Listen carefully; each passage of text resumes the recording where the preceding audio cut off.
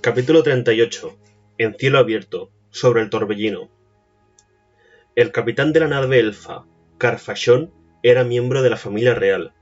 No un miembro muy importante, pero un miembro en cualquier caso, hecho del cual se sentía extraordinariamente consciente y así se lo hacía sentir a quienes le rodeaban.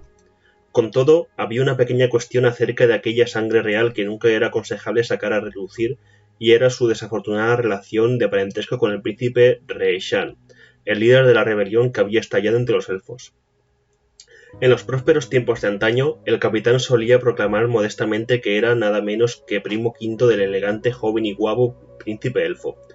Ahora, tras la desgraciada situación de Reishan, el capitán Zancor aseguraba a la gente que era apenas un primo quinto del hombre, y eso parecía poner un par de primos más de por medio. Siguiendo la costumbre y tradición de toda la estirpe real elfa, tanto rica como pobre, el capitán Zancor servía a su pueblo trabajando dura y enérgicamente durante su vida, y, siguiendo asimismo la tradición de la realeza, esperaba continuar sirviendo a los elfos en el momento de su muerte. A los señores y demás de sangre real no se les permite pasar apaciblemente el olvido eterno cuando les llega la hora, sino que sus almas son capturadas antes de que pudieran alejarse aleteando para pasar el tiempo futuro de los eternos prados primaverales. Las almas de la estirpe real son mantenidas entonces con éxtasis por los magos elfos, que emplean la energía de las almas para llevar a cabo su magia. Debido a ello, es necesario que los magos acompañen constantemente a los miembros de la familia real, dispuestos en todo momento, de día y de noche, en la paz y en mitad de una feroz batalla, para hacerse cargo del alma si se produce la muerte. Los hechiceros destinados a tal deber tienen un título oficial, Wesham, por el cual se les nombra entre la alta sociedad elfa. En cambio, entre todos los demás se les conoce por Geir, palabra cuyo antiguo significado era buitre. El Geir sigue al elfo de sangre real desde la infancia hasta la vejez, sin abandonarlo nunca. Al nacer, al niño se le adjudica un Geir, y este lo ve dar los primeros pasos, viaja con él durante los años de aprendizaje, vigila junto a su cama todas las noches, incluso la de bodas, y lo asiste en la hora de su muerte.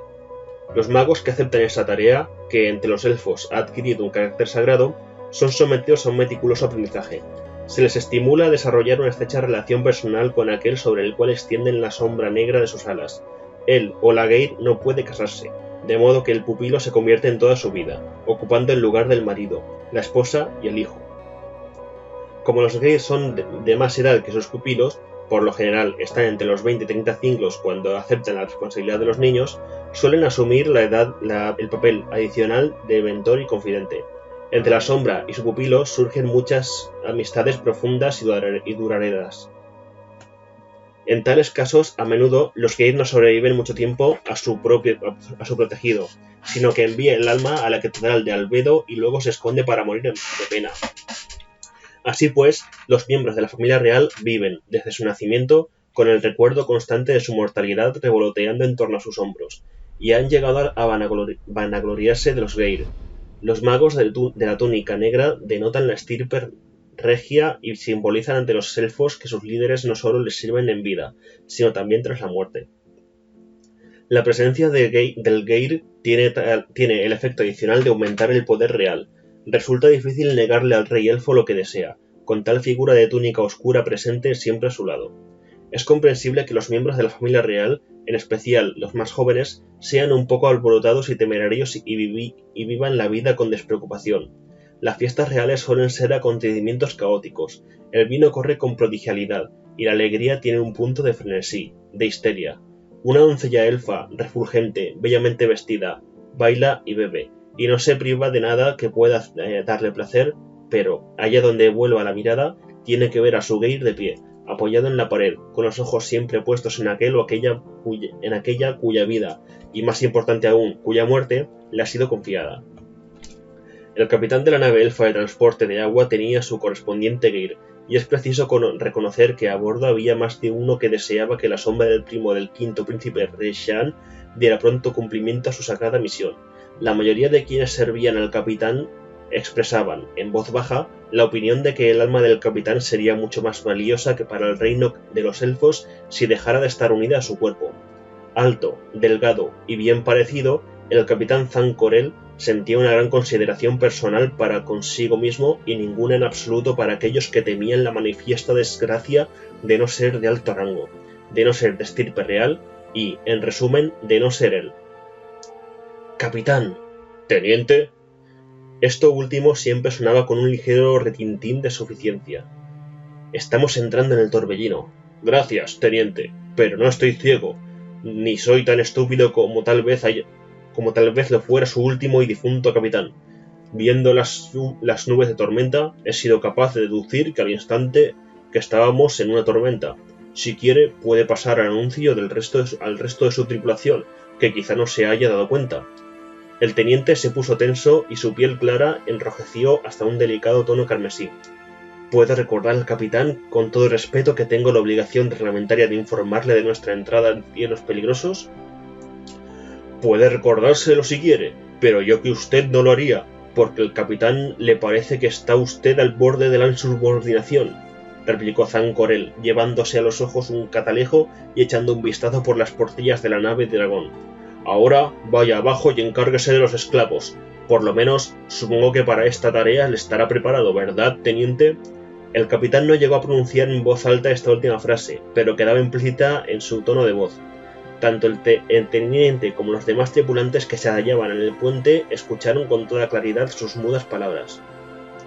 «Muy bien, señor», respondió el teniente Bocharín.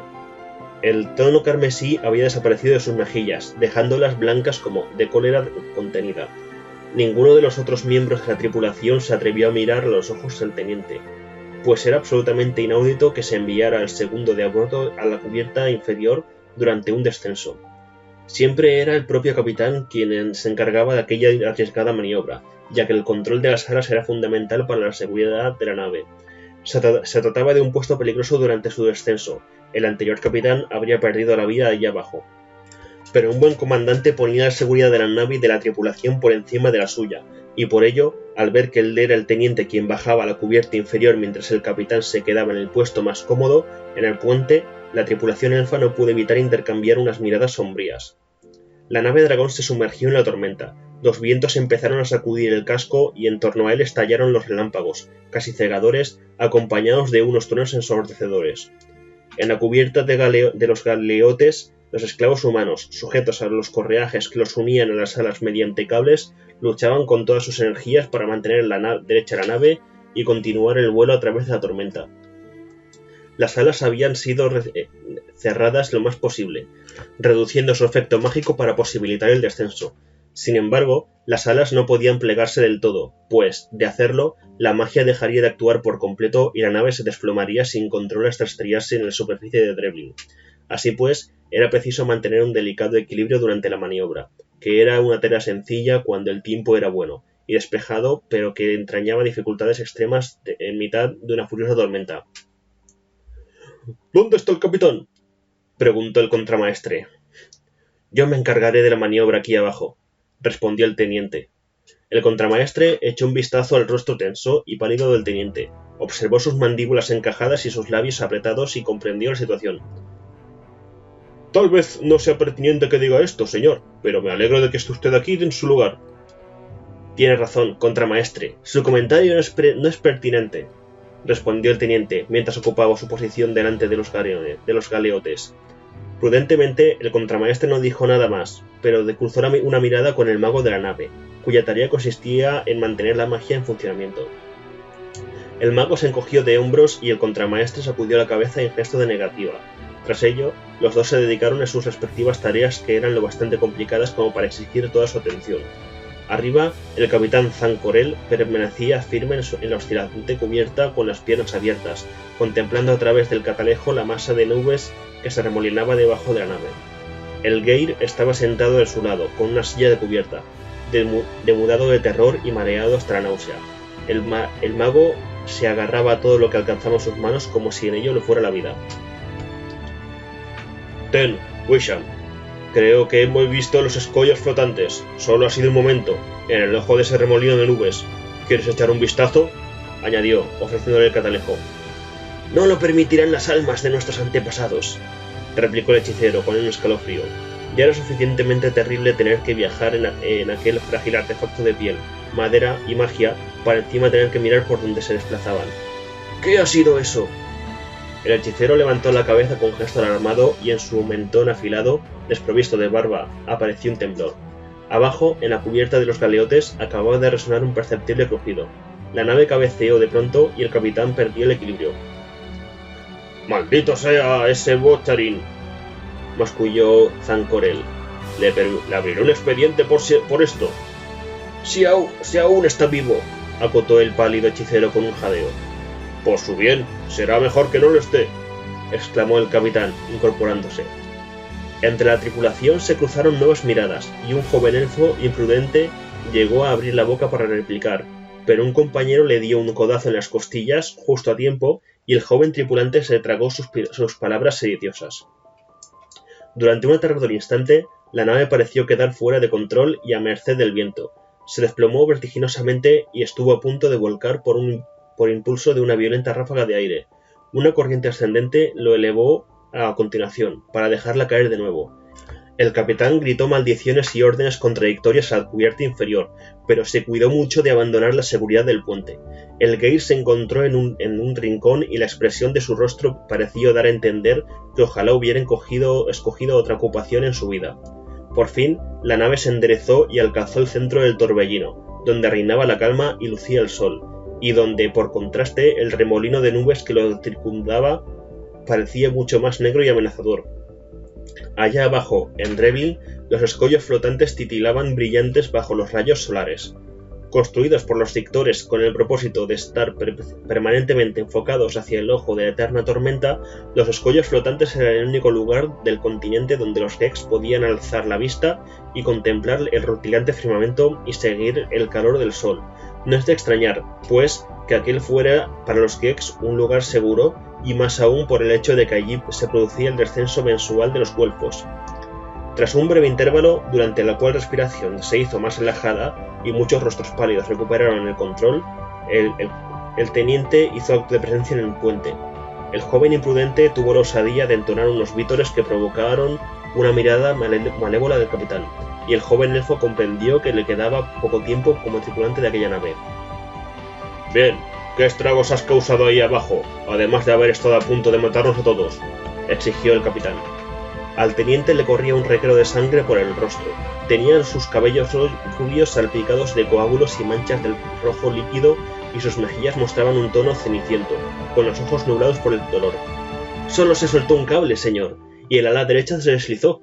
Ya hemos aparejado provisionalmente nuestro cable y volvemos a tener control de la nave».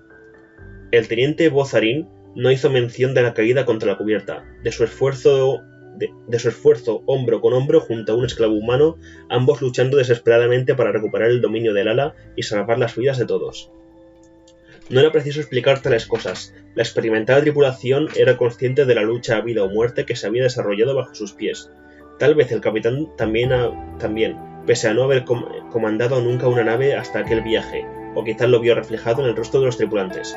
Por eso no se lanzó a una diatriba contra el teniente y su incompetencia, sino que se limitó a preguntar: ¿ha muerto alguna de las bestias? El teniente se le ensombreció la expresión. Un humano ha resultado gravemente herido, señor. El esclavo al que se le rompió el cable ha salido despedido y se ha estrellado contra el casco. El cable se le ha enroscado a la cintura y casi lo parte en dos antes de que pudiéramos liberarlo. Pero no ha muerto, ¿no es eso? El capitán levantó una ceja perfectamente depilada. No, señor, el mago de a bordo se está ocupando de él ahora. Tonterías, es una pérdida de tiempo. Que lo arrojen por la borda. Hay muchas más bestias como esa en el lugar del que ha salido. Sí, señor, respondió el teniente con la mirada fija en algún punto en concreto a la izquierda del hombro del capitán. Una vez más, los ojos almendrados de los tripulantes elfos intercambiaron miradas con disimulo. Para ser sinceros, debe reconocerse que ninguno de ellos tenía el menor amor por los esclavos humanos. Con todo, aquellos humanos gozaban al menos de un cierto respeto, conocido de mala gana, pero por no hablar del hecho de que la tripulación había decidido, perversamente, tomar partido siempre por aquel que sufriera los ataques del capitán. Todos los presentes en el puente, incluido el propio Thankorel, sabían que el teniente no tenía la menor intención de cumplir la orden. La nave se estaba acercando al punto del encuentro con el conducto vital. El capitán Thankorel no tenía tiempo para hacer otra cuestión de aquel asunto, ni podía hacer otra cosa, en realidad, sino bajar y ocuparse en persona de que la orden fuese obedecida. Sin embargo, tal cosa iría en detrimento de su dignidad de comandante, y podía salpicarle de sangre el uniforme. «Eso es todo, teniente. Vuelva a sus obligaciones», dijo pues, y se dio la vuelta catalejo en mano para mirar por las portillas, alzando el artilugio óptico para comprobar si ya estaba a la vista de la tubería. No obstante, Thankorel no olvidó el incidente ni perdonó al teniente. «Esto le costará la cabeza», murmuró a Sugeir, que se limitó a sentir, cerró los ojos y pensó en ponerse gravemente enfermo. Por fin, la tubería del agua fue avistada descendiendo del cielo y la nave elfa se colocó en posición para guiarla y escoltarla. El conducto del agua era muy antiguo y había sido construido por los Sartán cuando llevaron a los supervivientes a la separación al mundo del Ariano, que tenía abundancia de agua en el reino inferior, pero carecía de ella en los reinos superiores. La tubería era de un metal que no se oxidaba nunca. La aleación seguía siendo un misterio para los alquimistas elfos, que habían pasado siglos tratando de reproducirla. Accionada mediante un enorme mecanismo, la tubería caía por un pozo que atravesaba el continente de Aristagón.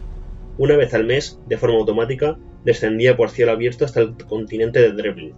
Aunque el conducto podía bajar por sí solo, era precisa una nave elfa para guiarlo hacia los escollos flotantes, donde tenía que ser conectado a un enorme surtidor. Cuando ambas bocas quedaban sujetas, la tumbachumpa recibía una misteriosa señal y abría el paso del agua.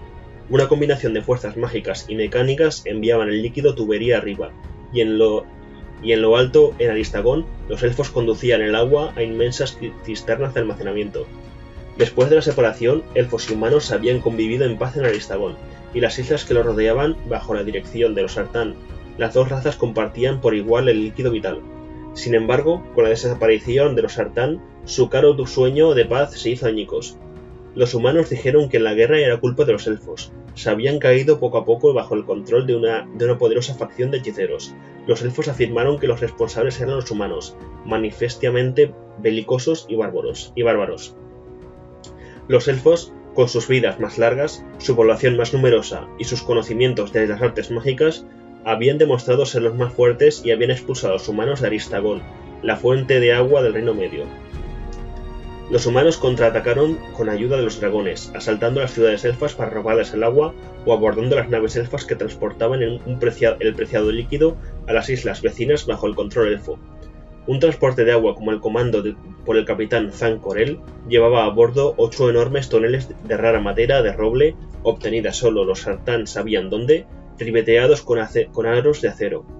Cuando la nave regresaba a las islas elfas, llevaba agua en esos toneles, pero en su viaje de ida los recipientes iban llenos de la chatarra que los elfos daban a los Gex como pago. Los elfos tenían un desprecio absoluto por los Gex. Si los humanos eran bestias, los Gex eran insectos.